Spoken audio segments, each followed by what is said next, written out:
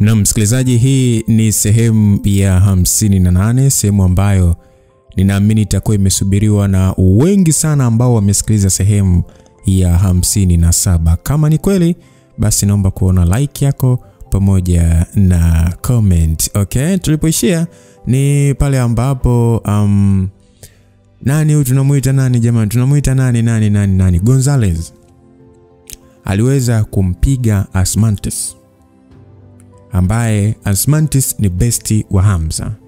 Wakati huo kijana wetu Hamza, tukumbuke ya kwamba wapo kwenye baraza la Max, na hapo shughuli bado ilikuwa haijaanza rasmi, maana ilikuwa ni ukaribisho tu.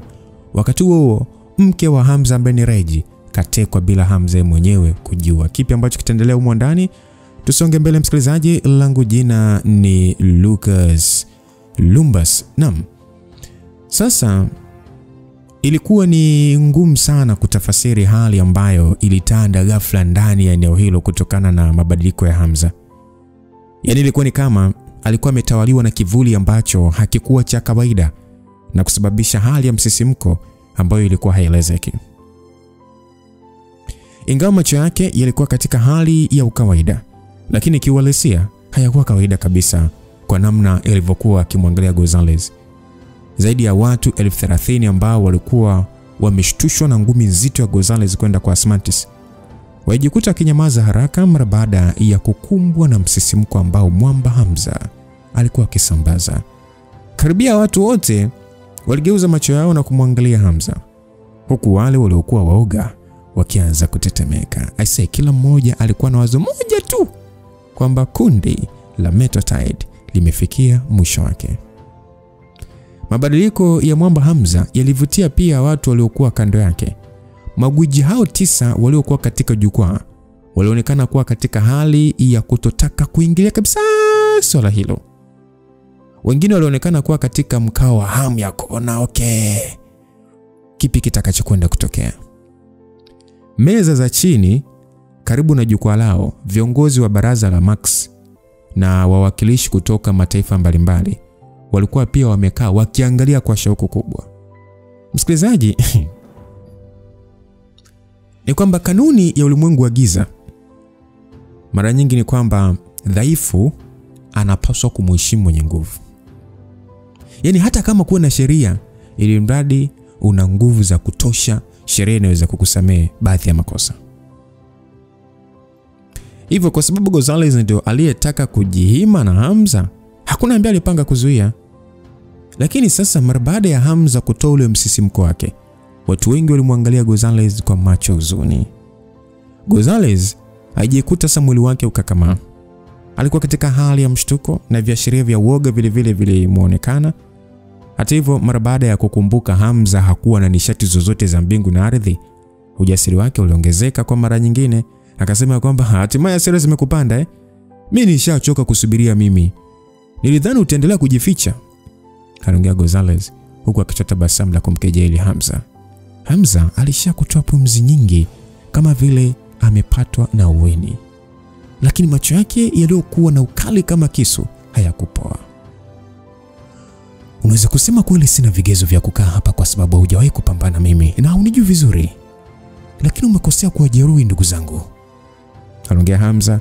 Kumbukeni besti yake kapigwa. Sura ya Ezo ilibadilika pale pale katika hali ya hofu, na alijikuta akiharakisha kutaka kumzuia Hamza. Basi aliongea kwa nguvu, akasema, bosi usiwe na haraka, huyu hana hadhi ya kupigana na wewe. Aliongea kwa nguvu Ezo na kumfanya mamen alikuwa amekaa pembeni kukunja sura, akasema, unaongea ujinga gani wewe muunzi wewe? Yaani mtu kumuumiza mchafu alafu unataka aendelee kumwangalia tu? Sio hivyo tu, hata wewe jana uliumizwa pia. Sasa Beri, mdaiwa sugu, akasema, ni kweli muunzi na mchafu, mbona mimi sielewi hivi kwa nini mnamzuia boss kumshikisha adabu mshenzi? Asalivathan akasema, nadhani wanahisi wana deni kubwa kwa boss ndio maana. Lakini hata hivyo deni letu kwa boss ni la maisha, kwa hiyo haitakuwa mbaya akiendelea kutudai, aliongea Levathan akiunga mkono. Sasa Ezo, Asmantes na Blackfrog wote walishia kuangaliana kwa hali ya wasiwasi. Walikuwa na wasiwasi wa kuongea ukweli kama bosi wao hakuwa na nguvu yoyote ya kupambana na Gonzalez. Hamza alimalizia kuvuta moshi wa mwisho kutoka kwenye sigara. na kisha pale pale alitupia kipisi chini na kukanyaga, na kisha akatoka jukwaani kumsogelea Gonzalez. Kila hatua aliyokuwa akipiga, yani ni kama vile mguu wake ni wa chuma kutokana na pressure aliyokuwa akizalisha na kuzidi kuugusa sasa moyo wa Gonzalez. Licha ya hatua za Hamza kutotoa sauti, lakini kila akipiga hatua moja tu, hatua zake zilisikika kuwa nzito katika vichwa vya watu. Yani kama vile walikuwa wakichanganyikiwa. Watu wote waliokuwa katika arena walijikuta sasa wakishindwa kujizuia na kumeza mate mengi huku akijikaza kisabuni.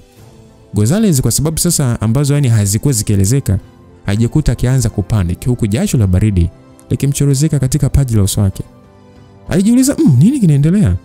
Kwa nini huyu mtu ana mgandamizo mkubwa hivyo bila kuwa na nishati za mbingu na ardhi? Basi Gonzalez hakutaka kubali bwana. Aliamini yeye ndio aliyekuwa akitisha zaidi, lakini kwa nini Hamza aliyekuwa mfupi alikuwa kimtisha bila hata kuwa na nishati ya mbingu na ardhi?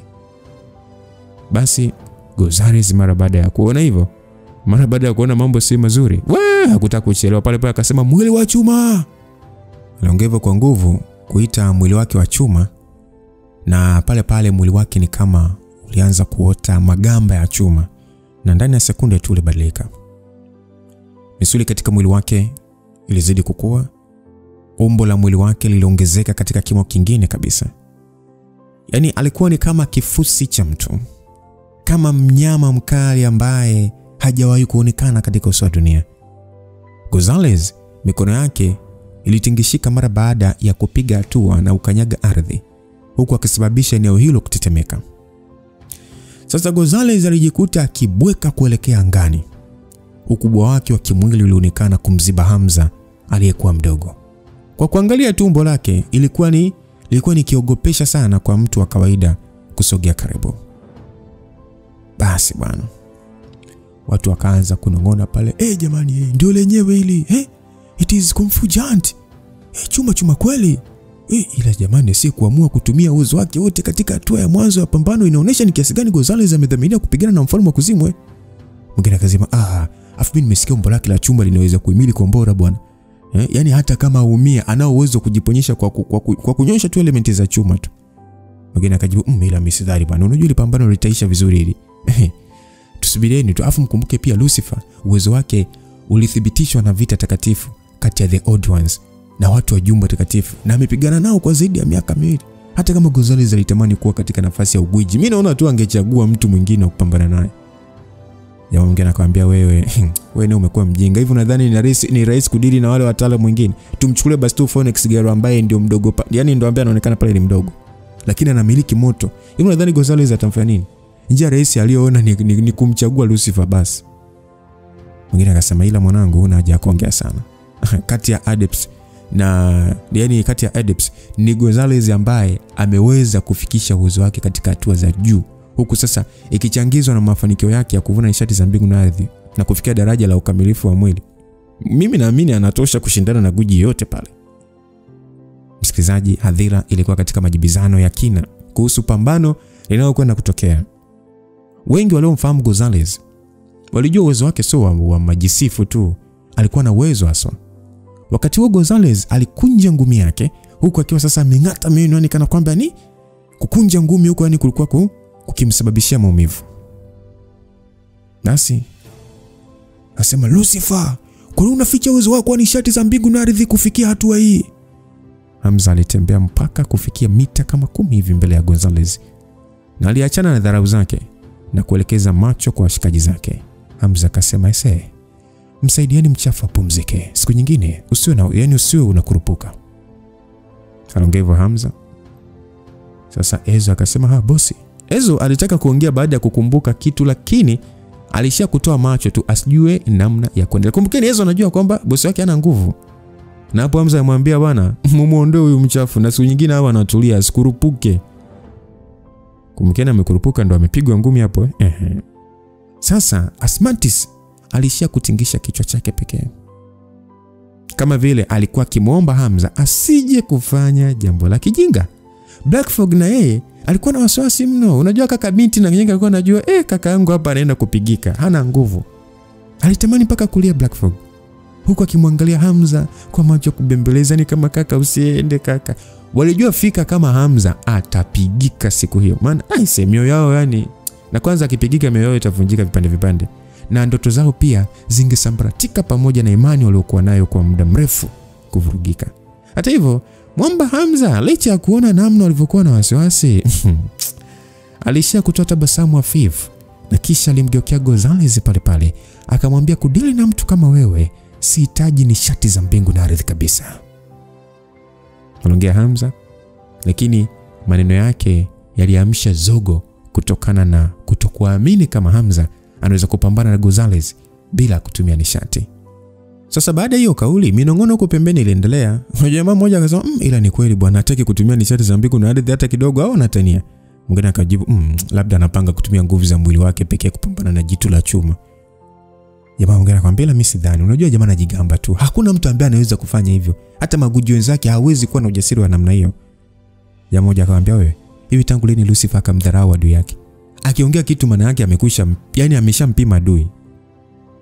Basi makelele ya watu kujadili kauli ya Hamza yalikuwa ni mengi sana msikilizaji. Kuna waliohisi Hamza ana majigambo sana. Wengine kauli yake iliwapelekea kuhisi damu zao kuchemka kutaka kuona kile kinachokwenda kutokea. Na kuna wengine wakaamini ya kwamba Lucifer mpaka amekwambia hivyo ameshakupima uwezo wako. Sasa Karimbo ketu Kareji aliyekuwa katika viti kalikuwa kana wasiwasi mno kiasi cha kufanya mikono yake kumtoka jasho. Wakati huo sasa Helena yeye alionekana kuwa na furaha kubwa sana. Alijua kwa kauli ya Hamza kutotaka kutumia uwezo wake wa nishati za mbingu na ardhi, basi kile walichotea ni sahihi. Hamza hakuwa na uwezo wote. Sasa upande wa Gonzalez kusikia maneno hayo dharau kutoka kwa Hamza, hasira yake ilimpanda maradufu. Alijihisi ni kama anachukuliwa poa Sasa Gonzalez akasema ya kwamba hivi kwa mtazamo wangu sio kama hutaki kutumia uwezo wako nishati, bali uwezo wako huo uwezo ambao unazungumzia wewe huna. Vigezo vya kuendelea kuwa gwiji huna kabisa wewe. Na leo hii unanisikia wewe fala, mimi nipo hapa kwa ajili ya kukuonyeshea, yani kuonyesha watu wote namna ulivyo dhaifu.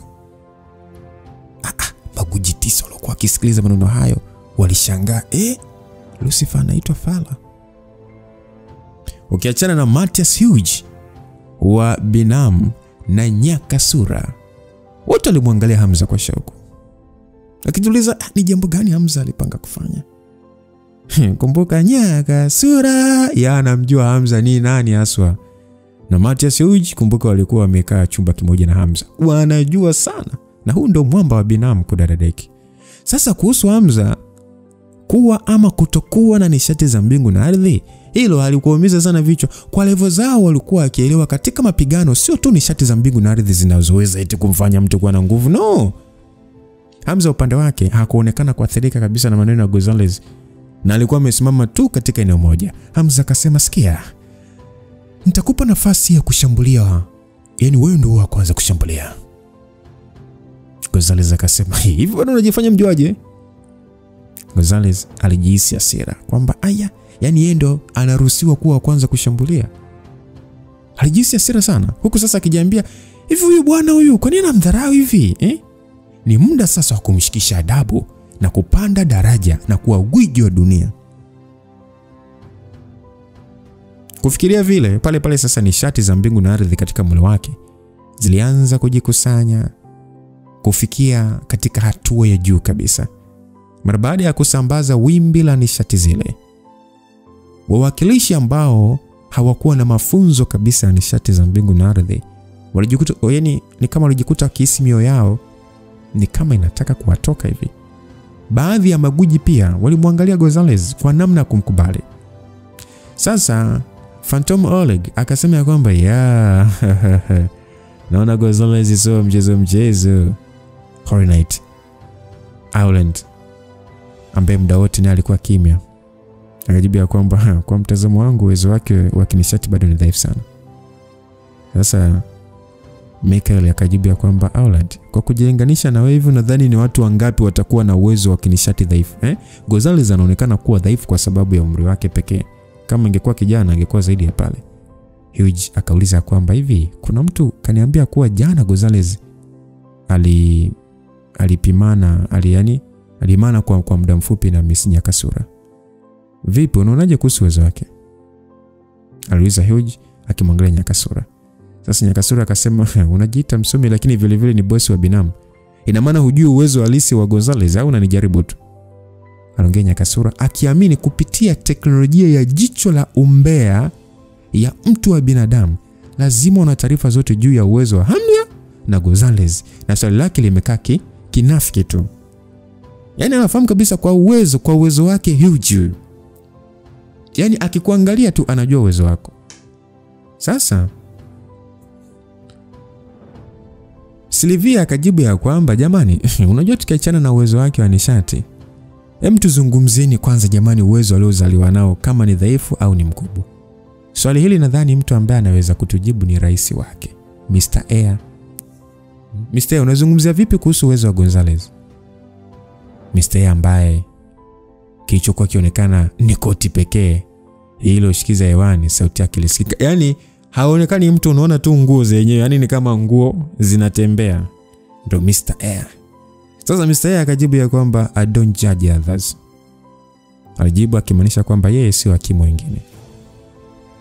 Sasa Oleg huko akicheka akasema, hakika wewe ni rais wa wasio wa kawaida. Tabia yako ni tofauti sana kuliko wengine wote hapa.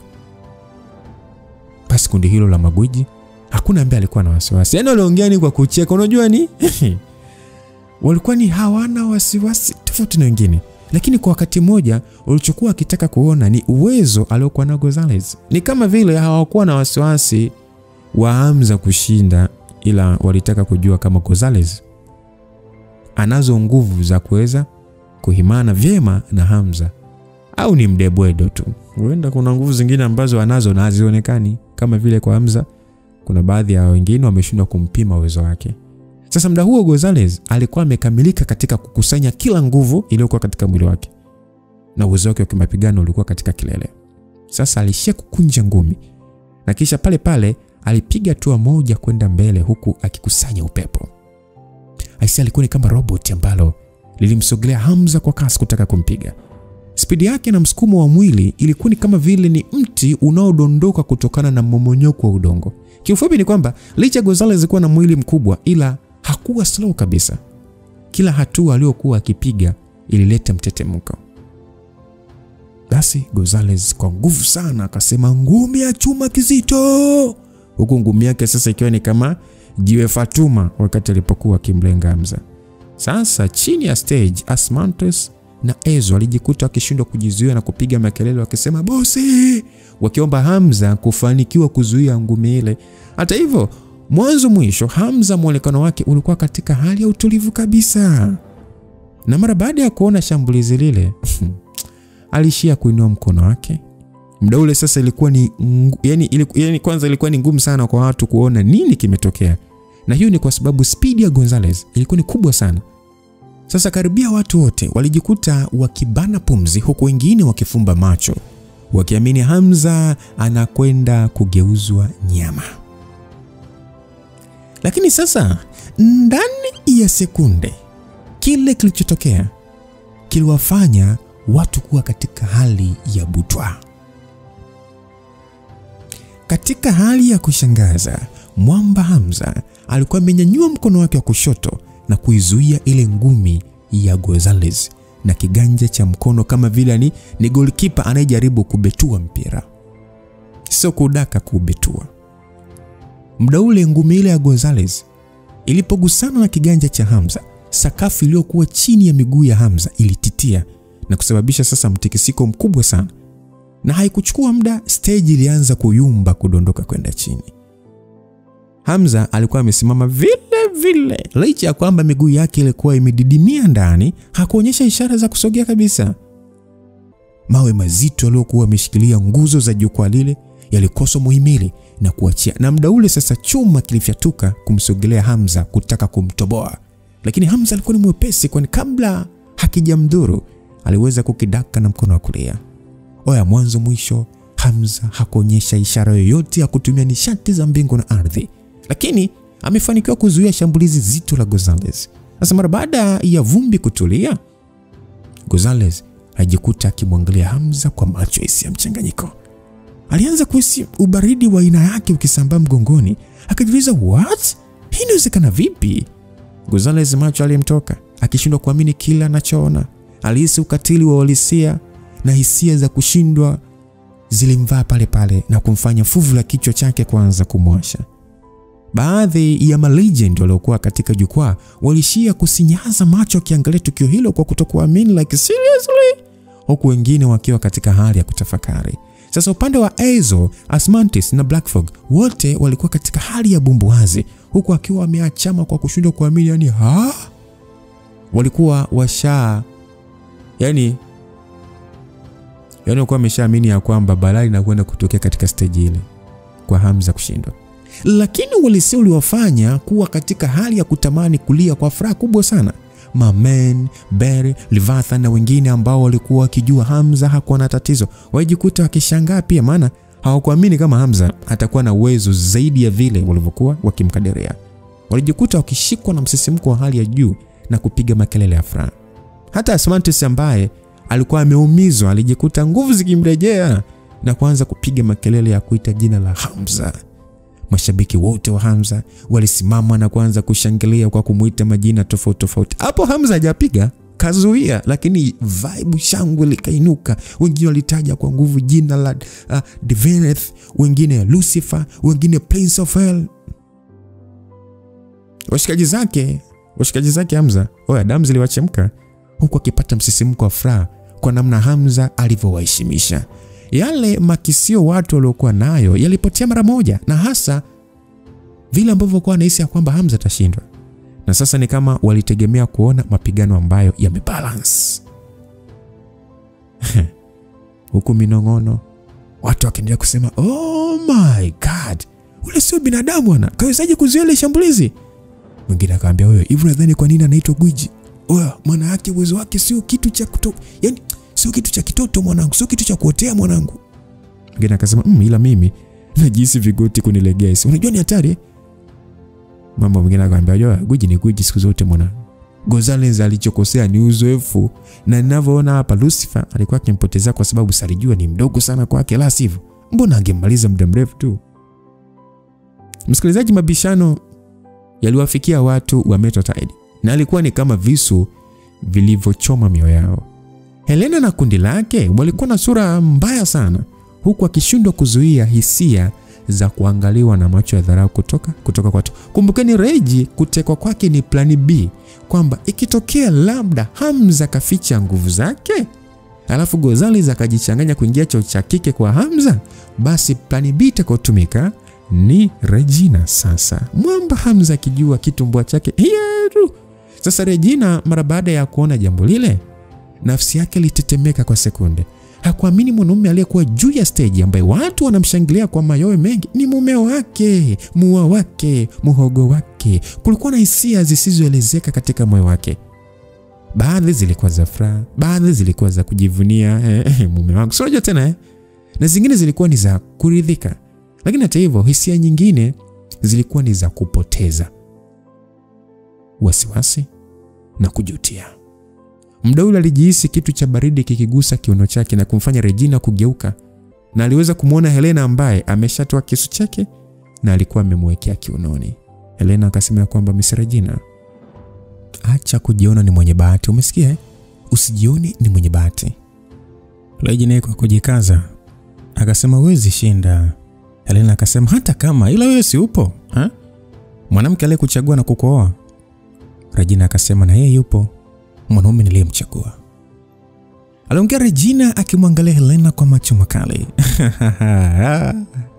Kwamba na yeye yupo, mwanaume niliyemchagua. Helena kutokana na kauli ile alijikuta akishikwa na mshangao. Alikuwa na muonekano usioelezeka na alishia tu kukaa kimya. Katikati ya ukumbi huo hali ilikuwa patashika. Gonzalez alionekana kama kutokujidhibiti, huko mkono wake sasa ulionekana kutetemeka. Kama sio mwili wake wa chuma, pengine damu ingeshamkauka. Sasa Gonzalez huko akimwangalia Hamza akasema, wewe ni shetani wa aina gani wewe? Hamza akasema, shambulizi lako limekwisha, sasa ni zamu yangu. Kumbukeni, Gonzalez alipewa nafasi ya kwanza kushambulia. Sasa kabla Gonzalez hajashtuka, Hamza alikuwa ashachukua hatua. Mkono wake wa kulia aliukunja ngumi, huku mwili wake ukiegamia mbele na mkono wake urudi nyuma mara moja na kisha ukielekea mbele. Sasa misuli katika mwili wake ilitanuka, ikifuatishana na mlongeo wa mwili na kufanya nguvu ya mikono yake kuzidi kuongezeka. Hamza mwili wake ulikuwa na muunganiko wa kimisuli wa kutosha mno.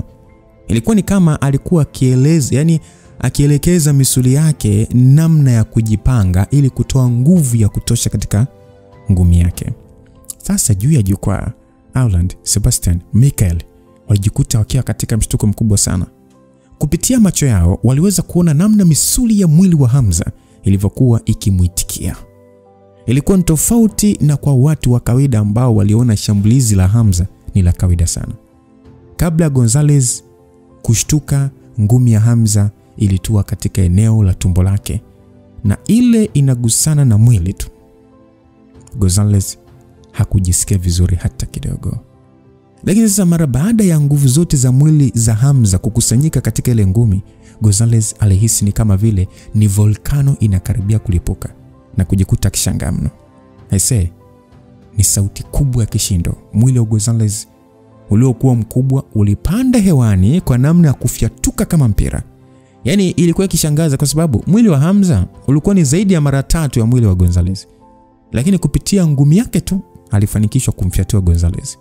Sasa watu 30,000 walishia kumwangalia Gonzalez akipokea shambulizi lile na kupaa hewani na kisha kurudi chini kama furushi na kutengeneza likishindo lizito sana.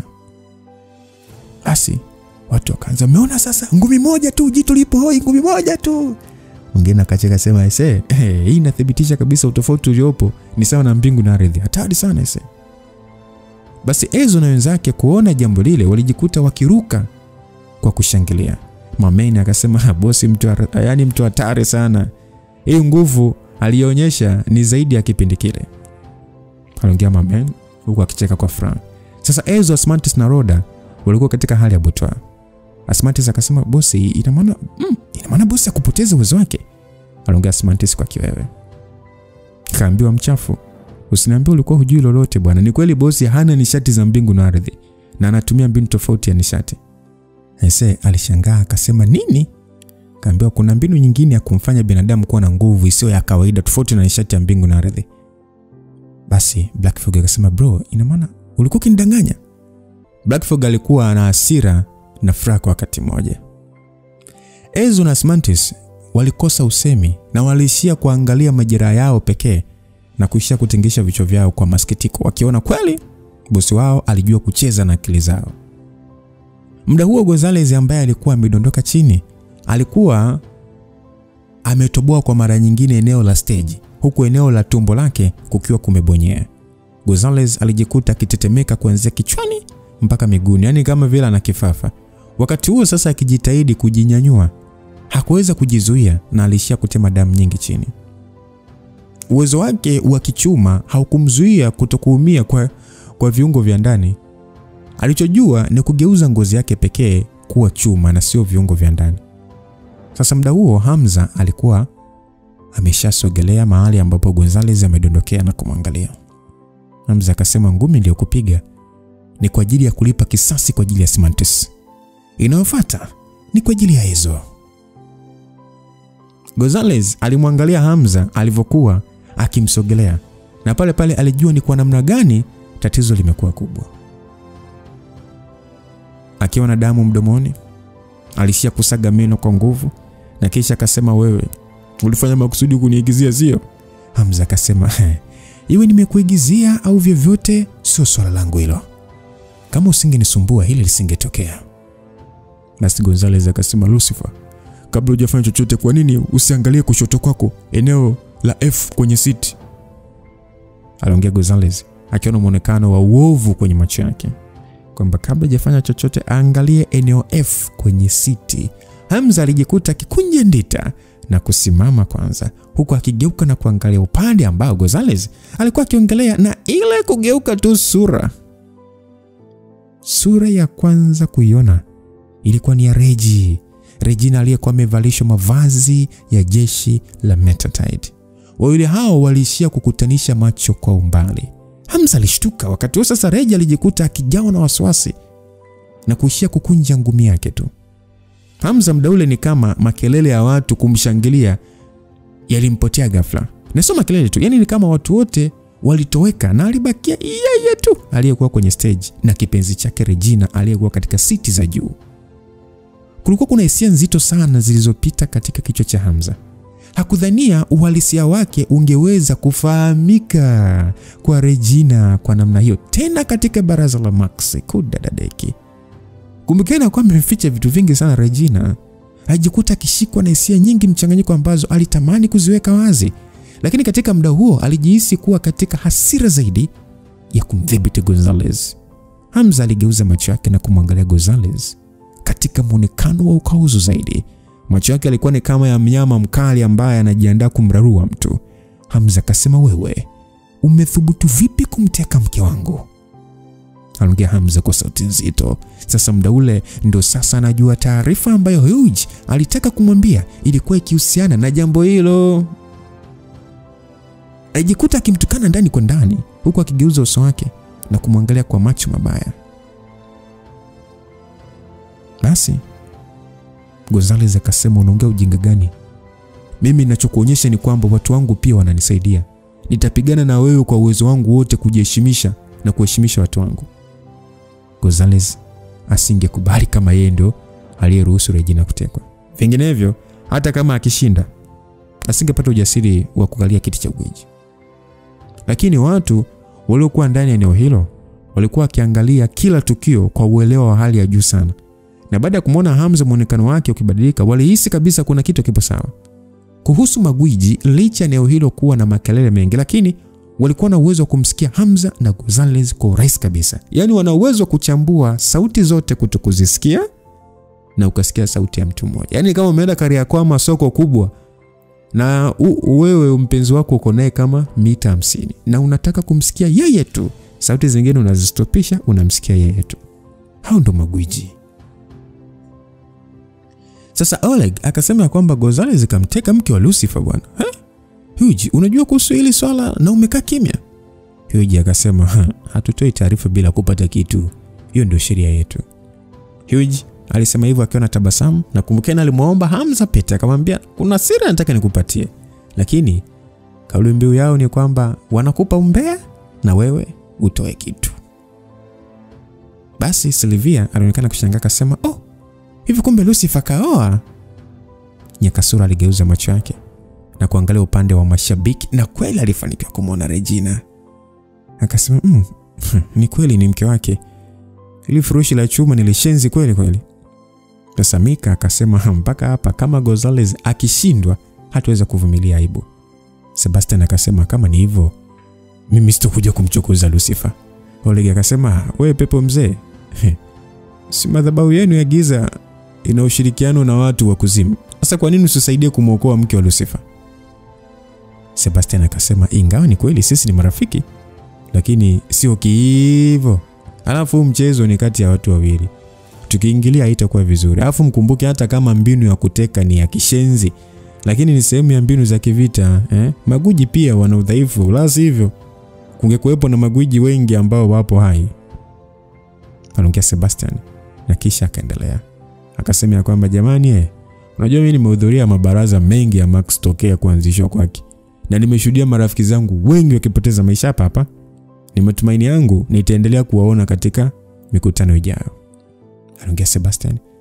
Msikilizaji, Sebastian ndio gwiji wa muda mrefu sana ambaye pia amehudhuria vikao vingi vya baraza la Max. Hakuna mtu wa kupinga maneno yake kwa namna alivyoyaweka. Uwanja wa vita, msikilizaji, ni kupigana kufa na kupona. Na kwa sababu hiyo mbinu nyingi zinatumika na hakuna sheria rasmi ya kimbinu. Yaani kama vile kwenye mchezo wa mpira, wewe dundisha mpira ili muda uende sawa, tumia uchawi sawa, asijifanyeje sawa. Mbinu nyingi sana ili mradi ushindi.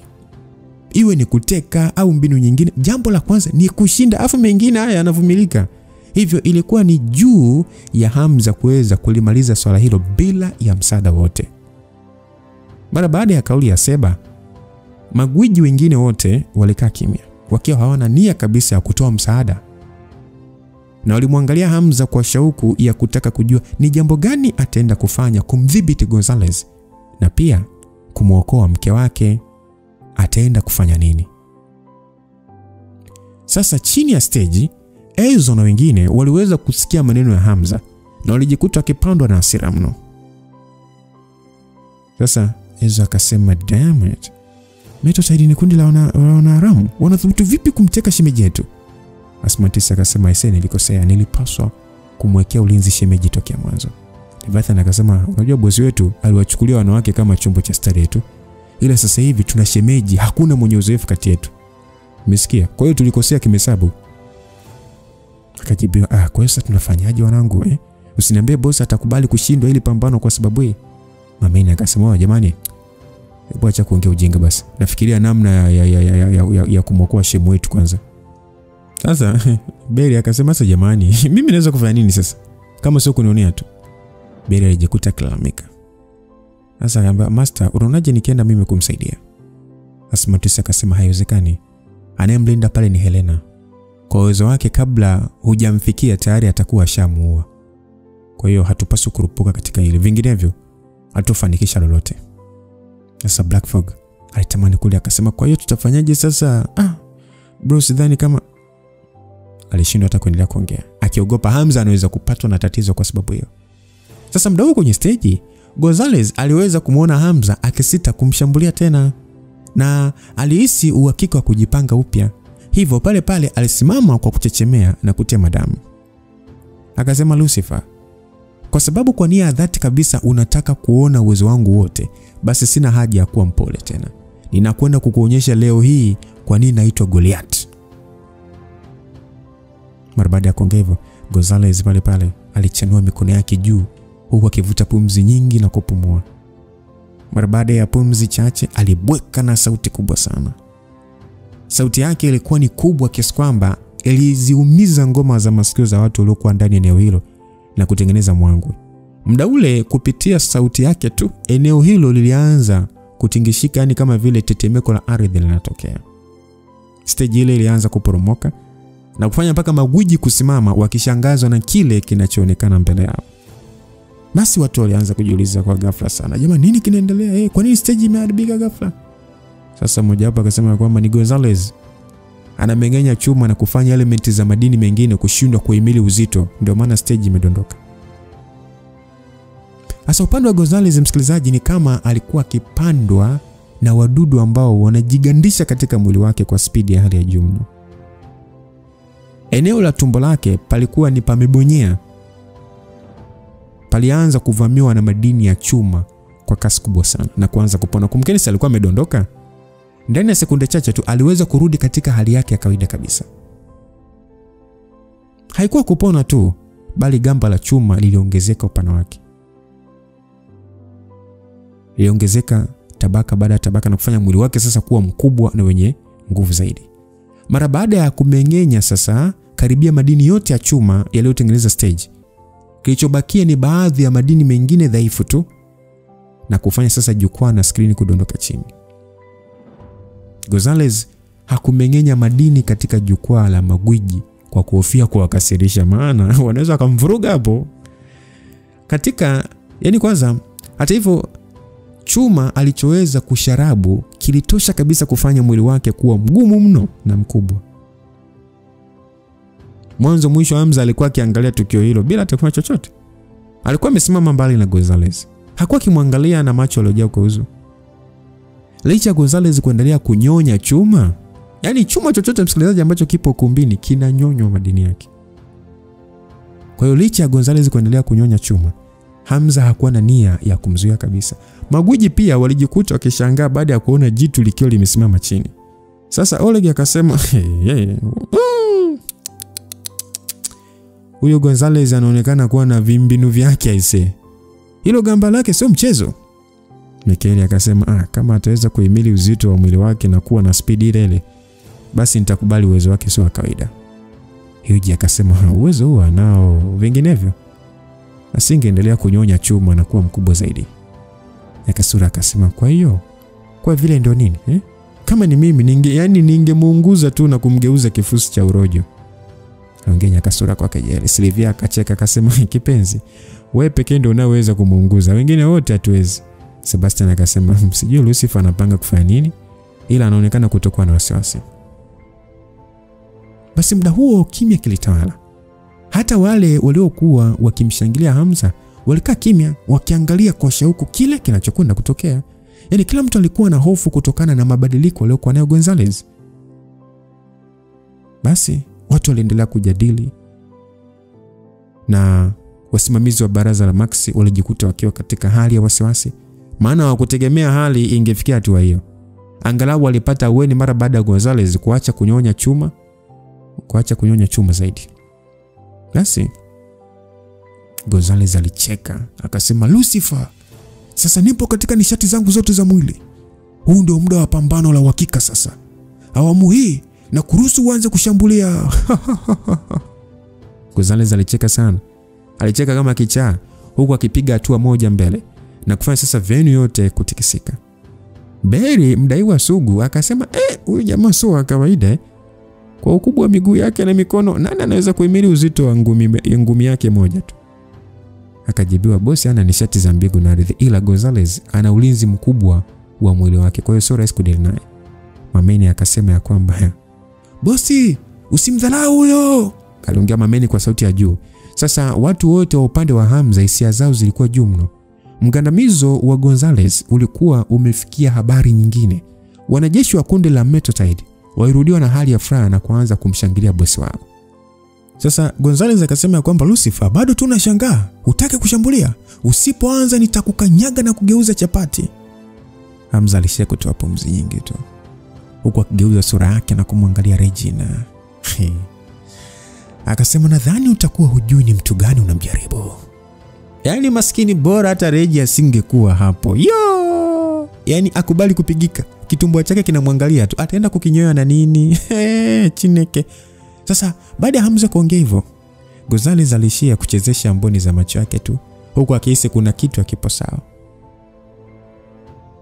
Muda huo ghafla tu mwili wa Hamza ni kama sasa unachemka na kufanya utoe msisimko ambao hakuna aliyewahi kuhisia. Hakuna. Yaani kama vile muda wote dhoruba kubwa itatokea na kuwafunika watu wote waliokuwa katika eneo hilo. Sasa bwana, muda ule Hamza mwili wake ulionekana kutawaliwa na kivuli kikubwa na kumfanya aonekane kama jitu. Aisee, haikuwa hivyo tu, misuli ya mwili wake ni kama ilikuwa ikituna na kusinyaa kama moyo. Mikaeli alijikuta kibungaa akasema, nini kile? Maguji wengine pia walijikuta wakishindwa kuelewa. Mabadiliko yale ya mwamba Hamza, hususan ni kivuli cheusi kilichozingira mwili wake na kufanana naye. Kwanza ilikuwa ni Nyakasura pekee ambaye hakuonekana kushangaa. Na hiyo yote kutokana na kuonja uwezo huo wa Hamza. Kumbe Nyakasura kashapambana na Hamza. Basi Seba akasema, mwili wake ni kama umetawaliwa na mnyama mkali. Hapana, ni kama kivuli cha jini hivi. Alwanda akasema, incredible. Alwanda aliongea hivyo. Alisha tu kuongea kauli hiyo huku sasa akilinganisha uwezo wa Hamza na Gonzalez na kutoa mchanganuo wake. Akasema inaonekana kupotea kwa Lucifer kwa zaidi ya miaka 5 amerudi na mbinu mpya. Aliongea Oleg huku akicheka. Hata kwa mchawi mkuu Skeleton, msikilizaji, ambaye hakuongea neno tokea afike hapo, alijikuta kishangazwa na kiwingu cha umbo la mtu kilichomzingira Hamza. Kama magwiji tu walikuwa katika mshangao. Haikuwa hata na haja ya kuelezea kuhusu watu wengine waliokuwa wakiangalia. Magwiji tu kushangaa, je wengine? Watu wa upande wa Hamza walijikuta sasa wakiwa katika bumbwazi. Hakuna aliyethubutu kupepesa macho, wakiogopa watakoswa maelezo muhimu. Nani ambaye anataka kusimuliwa? Huenda Hamza asingefikia hatua hii yote kama tu Regi wake asingetekwa. Basi bwana, watu wakaanza, mmeona kile kivuli cheusi? Ni kama vile ni kimemfanya kuwa na nguvu zaidi. Mwingine akajibu, mwanangu, yaachana na kivuli, mwili wake haujaongezeka sana. Watu wajikuta wakipagawa.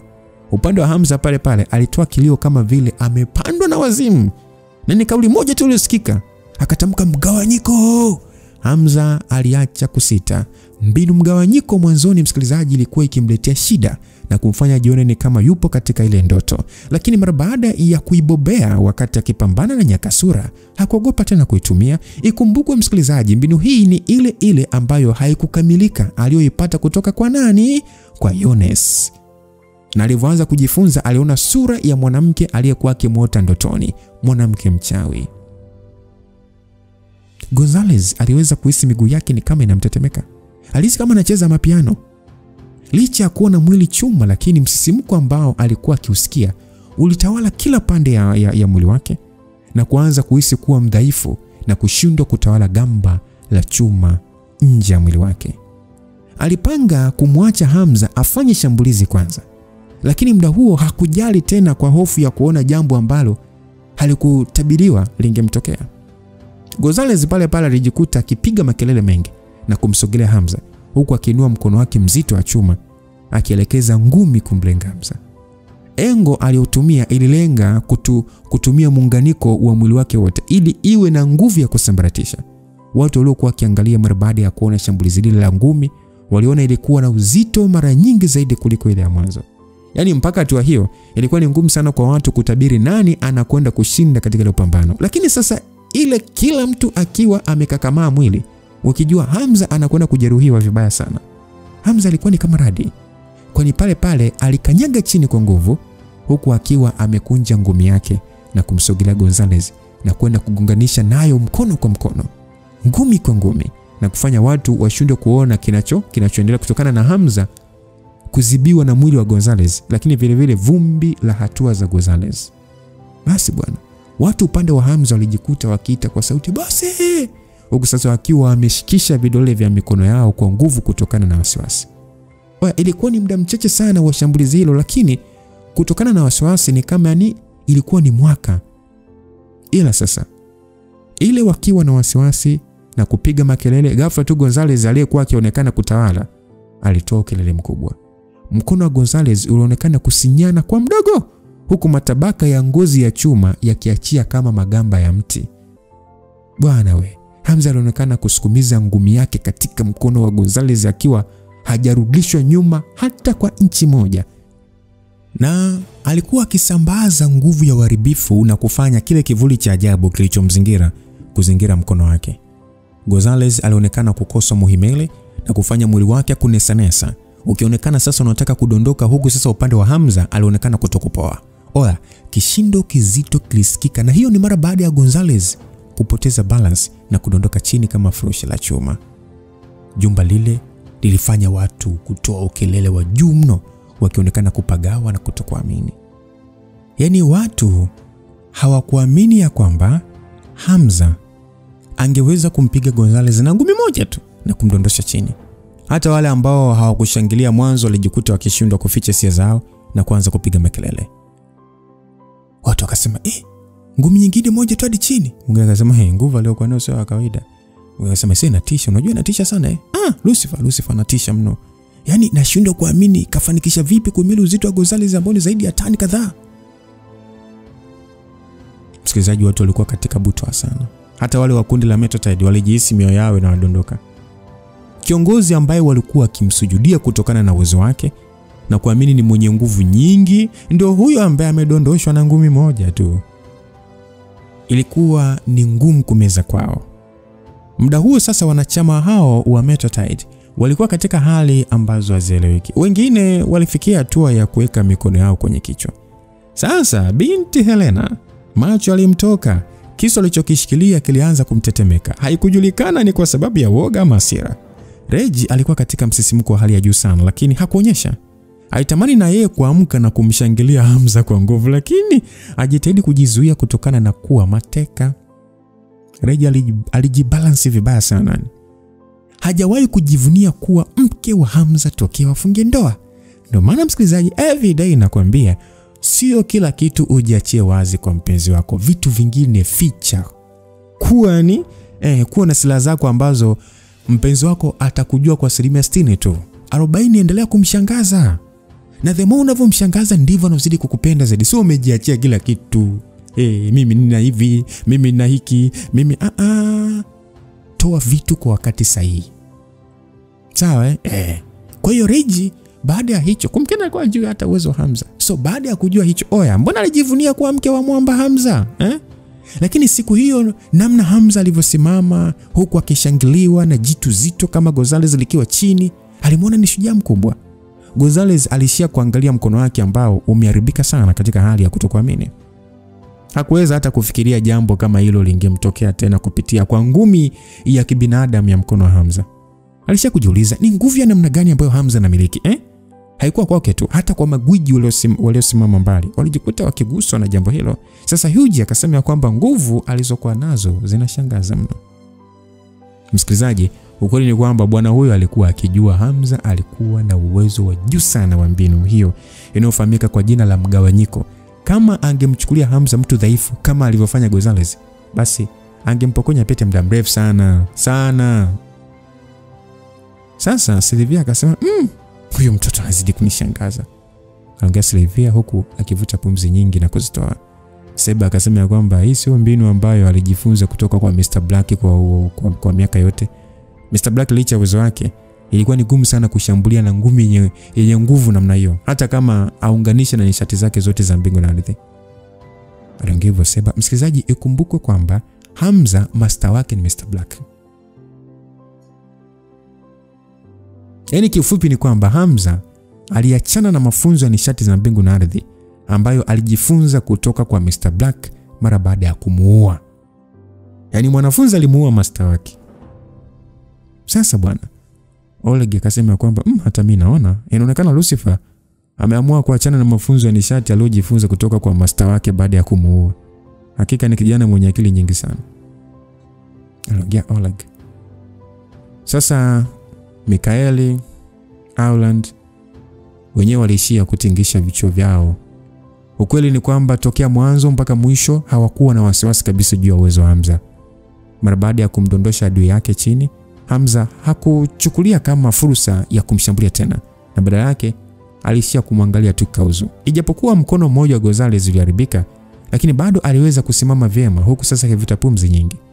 Macho yake yalijaa hisia za kukosa hiari na woga, lakini vile vile alionyesha ishara ya uovu na kukata tamaa. Alikuwa amesubiria kwa miaka mingi sana kuja kutimiza ndoto zake za kuwa sehemu ya magwiji, lakini mwisho wa siku juhudi zake zote zimeharibika. Ilikuwa ni kawaida kukumbwa na hali ya kujisikitikia. Chini ya kundi lote hilo la watu alikuwa amepigwa mara mbili na Hamza. Alijihisi kudhalilishwa kwa kiwango ambacho kisichokuwa cha kawaida. Sasa Gonzalez akasema kwamba Lucifer, unaonekana kuwa na mbinu, lakini nadhani ndio nimefikia mwisho. Gonzalez bado alikuwa na kadi yake ya akiba ambayo hakuicheza bado na alipanga kuitumia katika muda kama huo. Gonzalez akasema kwamba kabla ya kuzuia shambulizi langu, fikiria mara mbili. Aliongea Gonzalez huku akigeuza macho yake kuelekezea kwenye plan B. Na msikilizaji, tunaelewa plan B ni ipi? Yes, kwa hiyo alielekezea macho upande ambao Reggie yupo. Alichokuwa akimwambia Hamza ni kwamba kama atazuia shambulizi lake tena, basi Reggie atadedi. Yaani kwa wenye pesi anataka Hamza asizuie na akubali kushambuliwa. Lakini licha hivyo Hamza hakuonyesha mabadiliko yote kama vile ni kuwa na hofu. No. Basi Hamza kwa utulivu kabisa alisema, nitakupa nafasi ya mwisho. Unataka kufa ama kuishi? Mwamba Hamza alitoa sharti kwamba unataka kufa ama kuishi. Yaani bora ucheze makagari yake, sio kitumbua chake. Yeru. Swali lile kwanza limfanya Gonzalez kushtuka na kuishia kukunja sura. Gonzalez akasema, Lucifer, unatania nini? Umefikiria mara mbili kama nilivyokushauri? Unadhani unaweza kuniua kirahisi? Aliongea sasa akiacha kucheka kwa kuonyesha kiburi kwamba si anajua ana lastikadi. Kwa hiyo ilifanya hiyo watu sasa kushangazwa na tabia yake. Sasa Mameni kwa kufoka akasema, mshenzi wa Gonzalez, hivi unathubutu vipi kumteka shemeji yetu? Wewe ni muoga. Beri akasema, ustahili kuwa gwiji. Kama unataka siku nyingine kushindana na bosi, rudi kwenye machimbo ya chuma ukajimarisha upya. Basi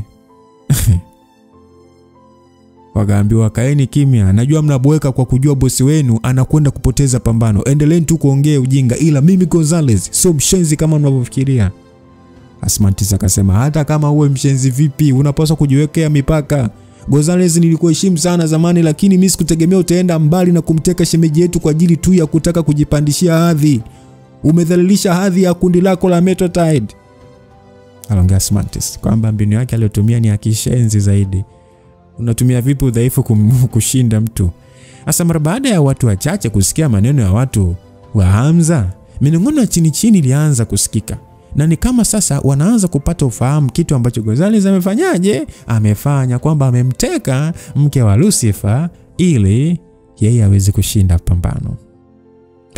Watu wakaanza kusema, hivi ni kweli kamteka mke wa Lucifer? Lakini lini Lucifer akawa na mke? Mwingine akasema, sidhani kama ni kweli. Metrotide hawezi kufanya jambo la namna hiyo bana, mwana hakutakuwa na maana ya kushinda sasa.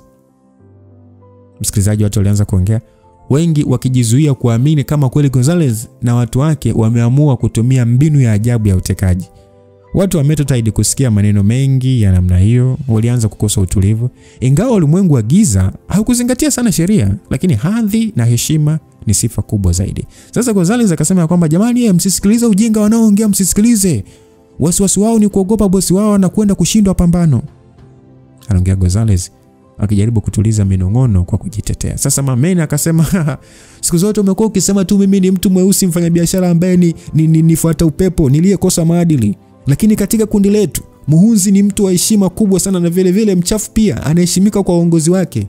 Kwa nini waongea mambo ambayo hayapo? Anaongea Mameni. Sasa akajibiwa kwamba sina muda kupoteza kuongea na nyie.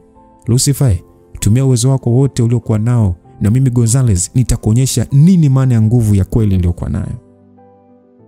Basi aliona kwanza achane na hao machawa wa Hamza, adili na chawa mkuu kwanza. Sasa mara baada ya kuongea hivyo, Gonzalez mara nyingine alichanua mikono yake kwa kuisambaza, huku sasa akipanga kunyonya elementi za chuma za uwanja huo ili kuponyesha mkono wake. Mara baada ya ishara za element za chuma kuonekana kuuvaa mkono wake, macho ya Hamza yalionyesha nia isiyo nzuri. Na ghafla tu alipotea alipokuwa amesimama katika macho ya kawaida. Sasa Auland akasema, what a speed! Auland alijikuta akitoa mshangao wa sauti. Ukweli kwa macho ya kawaida watu wanaona Hamza amepotea. Yaani ile kama kapotea kama mchao unavyoangalia kwenye movie. Ila kwa magwiji walikuwa kimuona Hamza hajapotea, ila ni speed aliyotembea nayo. Ni kwamba tu alikuwa katika speed kubwa vibaya mno. Kufumba na kufumbua, Hamza alikuwa mbele ya Gonzalez. Alikuwa na kimo kirefu sana mpaka kufikia kichwa chake, na mara baada ya kumuona Hamza akijitokeza mbele ya macho yake, alihisi kitu hakipo sawa. Kumbukeni kapewa chaguzi, anataka kuishi ama kufa. Hamza mwili wake ni kama ulikuwa katika slow motion kwa namna ambavyo alikuwa amegota hewani huku akitoa ngurumo ya hasira nyingi, wakati huo akirusha ngumi kumlenga Gonzalez. Mshindo mmoja ulisikika kudadadeki, ilikuwa ni kama ngurumo namna ngumi yake ilivyokuwa katika kichwa cha Gonzalez. Chuma kilichokuwa kikilinda kichwa chake kilishindwa kuhimili uzito wa ngumi ile na kuifanya itoboe katika paji la uso. Na ile Hamza anavuta mkono nje. Mbona alichomoka na vipande vya chuma pamoja na uji mweupe? Nikisema uji mweupe, ushaelewa kilichochomolewa kwenye kichwa. Toba!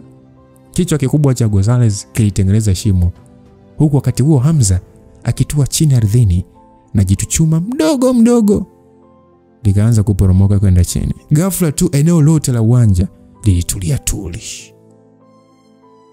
huku watu wakiwa katika hali ya mshtuko sio kwa kawaida, wakishuhudia mwili wa Gonzalez ukidondoka na kutua chini. Hakuna ambaye aliamini Gonzalez ambaye alikuwa akiongea sana kwa kujisifia na kuonekana kama mtu ambaye angepigana na Hamza kwa raundi kadhaa angeweza kuuliwa na ngumi moja tu, ngumi moko tu. Mwanzo mwisho Hamza alikuwa amefanya mashambulizi matatu tu.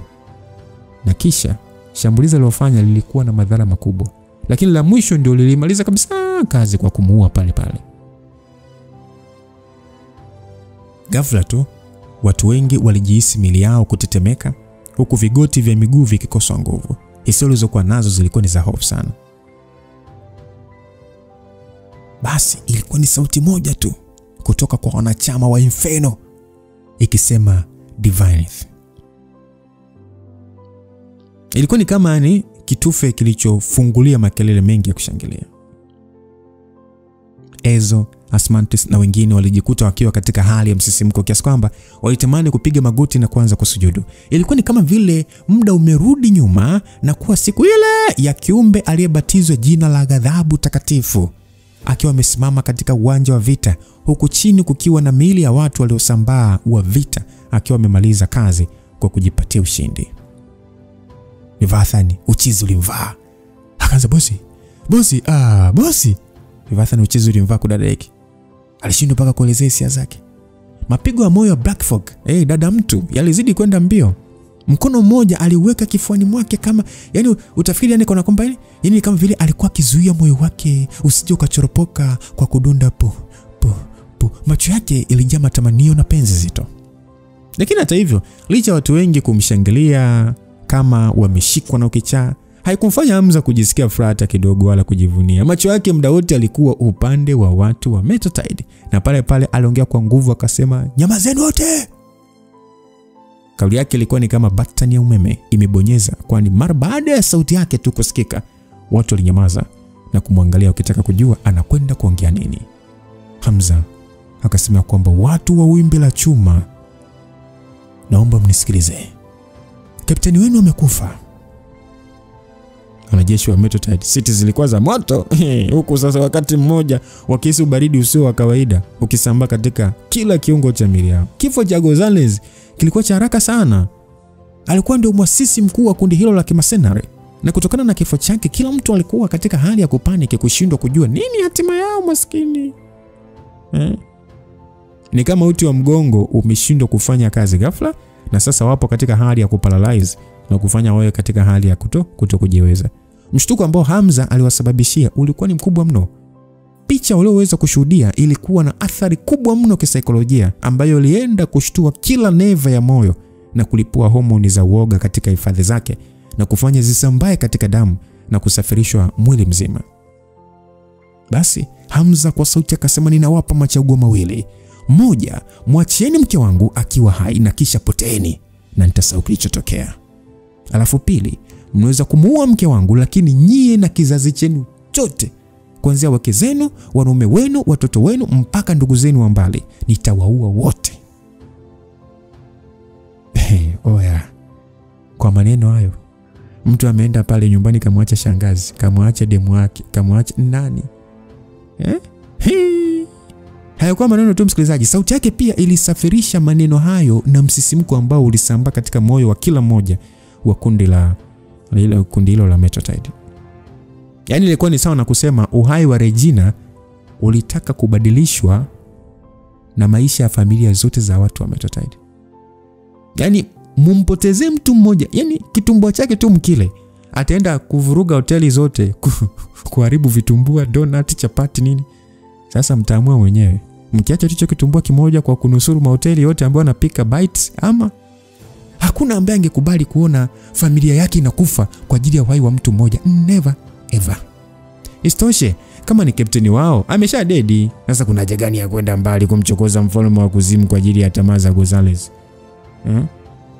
Basi Hamza aliendelea kusema ya kwamba, msidhani natania, na wahakikishia kila ninachoongea hapa nitakamilisha ipasavyo. Nadhani wote mnajua hakuna binadamu ambaye alishawahi kutafutwa na mimi dunia nzima, dunia hii, na akakosekana. Hakuna. Watu wakafikiria kudadadeki.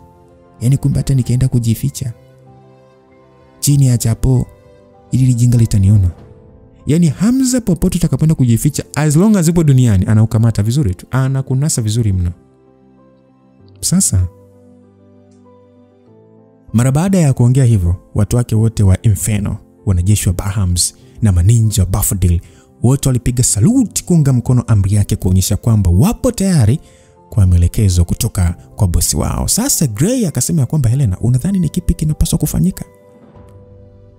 Msikilizaji, wasingekubali tu kukubali eti kumwachia Regina, kwa sababu alikuwa pia ndio tiketi ya uhai wao. Yalikuwa ni maamuzi magumu kumteka mwanzo, lakini vile vile ni maamuzi magumu kumwachia. Uhalisia ulikuwa na ukatili sana kwao. Ilikuwa ni wazi kwamba hata kama wakiamua kuchagua chaguo la mwisho, ingekuwa ni ngumu sana kushindana na makundi matatu ya daraja A bila ya uwepo wa Gonzalez. Hivyo kauli ya Hamza kusema ataua kila mwanafamilia haikuwa ya mkwala tu. Alikuwa na uwezo huo kwa 100%. Oya, unadhani Natania? Yaani hata kama umejiunga kwenye hilo kundi una siku 4 na ukadhani Hamza hakujui. Yeru. Mbona utamkanie kitandani? Regina mara baada ya kusikia maneno ya Hamza, moyo wake ulidunda kwa nguvu. Alikuwa katika hali ya woga, lakini alijua fika Hamza alikuwa akitumia kila njia kuhakikisha anakuwa salama. Nani ambaye atake kuwa mke wa Hamza kudadadeki? Kwamba mwanaume wake hakikishe lolote lifanyike ili mradi abaki salama. Reja alijisikia raha sana. Alisikia Hamza kauli yake pia ni ya kikatili sana kwa kuona hata kama akifa kuwa familia za watu wote hao jamani singekuwa vizuri. Kwani ni watu ambao walikuwa wakitii tu maagizo na familia zao hazikuwa na kosa. Sasa Helena akasema ya kwamba kushindwa na kushindwa tu. Ila hata kama tumeshindwa bado tunapaswa kusimamia ahadi tuliyowekeana na kapteni wetu. Uhai ni mwanzo wa wimbi na kifo ni mwisho wa wimbi, na hatimaye mwanzo wa wimbi lingine la maisha ya kipepo. Aliongea hivyo Helena akimalizia na kauli mbiu ya kundi lao. Gray akasema kwamba Helena unamaanisha nini? Kwa hiyo unataka kweli kwenda kinyume na maneno ya Lucifer na kumuua Regina? Helena akasema bila kufanya hivyo tutakuwa tumemsaliti captain. Tumesaliti taasisi yetu. Ni nani atakubali kufanya kazi na mwanajeshi wa kulipwa anayevunja kiapo? Tutaondoka kwanza na Regina hapa na kumtumia kama mateka. Ili mradi tutachelewesha kifo chake na wao pia hawatakurupuka kutushambulia. Sasa baada ya Helena kuongea hivyo, mmoja ya masenari akasema kwamba Helena, wewe uko peke yako. Lakini sisi wote hapa tuna wake zetu. Wewe uko single kabisa, uko single. Sisi tuna wake zetu, tuna watoto na familia. Hebu naomba uache kujaribu basi kwa jasiri. Kiongozi wetu amesha dedi. Mwingine jamani aliyefahamika kwa jina la Shan akajibu ya kwamba I say ni kweli kabisa Helena, unajua kiongozi wetu hajawahi kuwa na njia za kunyooka katika kufanya mambo yake. Hapa tunapaswa tu kumuomba msamaha mtawala wa kuzimu. Amekusha kusema tukimwachia mke wake hai atasahau kuhusu hili. Angeongea kauli hii mbele ya watu wengi hivi. Na yani kwa ufupi tu ni kwamba ameongea kauli mbele ya watu wengi hivi. Kwa hiyo hawezi kwenda kinyume. Helena akasema kaeni kimya. Kaeni kimya. Hivi upape ujasiri wenu. Kwa nini ghafla tu mnakiogopa kifo? Sasa watu wanajiuliza, huyu msenge huyu yuko single, sisi tuna familia zetu. Vipi huyu? Sasa Shan, Kombo na wengine walikuwa na sura zilizokuwa na hali ya uchungu. Aise, karibia watu wote wa Metrotide walimwangalia Helena kwa macho kubembeleza. Wakamwambia kwamba Helena, kubali basi kushindwa. Tunashindana na Lucifer. Nguvu zake ni kitu ambacho hatuwezi kushindana nacho. Mbele yake sisi hatuna utofauti na simizi tu. Sasa Regina mara baada ya kuona tukio hilo, hatimaye alijua kwa nini Hamza aliamua kutumia maneno ya kikatili. Hamza alitumia ngumi 3 tu kumuua Gonzalez. Na kwa wakati mmoja alikuwa pia amejaribu kinga ya kundi lote la Metrotide na kufanya wanajeshi wote waliobaki kukosa kujiamini kabisa na kuwafanya wote kutaka kujisalimisha. Lakini licha ya yote, Reji alijikuta akishangazwa mno na mwanamke Helena. Yanaweza kuwa ni maamuzi mabovu kwa upande wa Helena kutokana na uaminifu wake, lakini kwa wakati mmoja ilikuwa ni sifa ya fahari kama mfuasi kwa kiongozi wake. Basi Helena kwa sauti akasema kaeni kimya. Kaeni kimya, wasaliti wakubwa nyewe. Hivi mnadhani captain alikuwa akijipambania mwenyewe? Ameamua kujitoa kwa ajili yetu wote. Sio yeye aliyewaajiri na kuwafanya kupata hela nyingi. Sio yeye. Sasa kwa nini mnataka kumsaliti katili? Aliongea Helena kwa hasira sana. Sasa hawa jamani wengine wanasimamia msimamo wao kwamba huyu fala huyu ana familia, ajui uchungu wa kutafuta mtoto kitandani huyo mbwa. Sasa wakaendelea kusema kwamba oyae, sikia tuliweka rehani wai wetu kwa ajili ya hela tulizozipata. Ndio, tunamshukuru sana captain kwa yale aliyotufanyia, lakini hatuwezi kuweka rehani uhai wa familia zetu kwa ajili ya captain aliyekufa. Sasa baada ya kusema hivyo, Shana akasema kwamba kweli kabisa. Helena, hebu acha basi kwa binafsi. Helena, unapaswa kuzingatia maisha ya kila mtu Helena. Kwa nini lakini? Anaongea Shana. Sasa Helena alikuwa na hasira mno kiasi kwamba mwili wake ulianza kumtetemeka. Yaani watu wote hawa wanashindwa kumuelewa, wanashindwa kuwa ile na hali ya kuamini ya kwamba hata bosi aliyekufa bado alikuwa anapambania. Aliona ni kama wanampigia kelele tu kwamba wamwachie Regina, like seriously.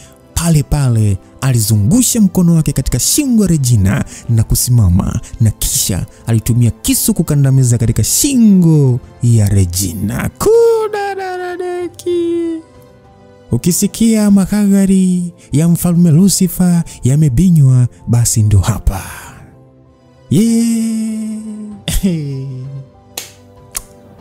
Msikilizaji, tukutane sehemu inayofuata. Uamini kama nimemaliza? Ndio nimemaliza hivyo msikilizaji, tukutane sehemu inayofuatia. Kumbuka mdoto huo ulikuwa nami Lucas Lumbas, mwandaji ni Isa Singano. Niseme tu God be with you till we meet again, tuje kujua kipi kilichoendelea mara baada ya mke wa Hamza kuwekewa kisu na kikakandamizwa kwenye shingo ya Regi. Bye bye.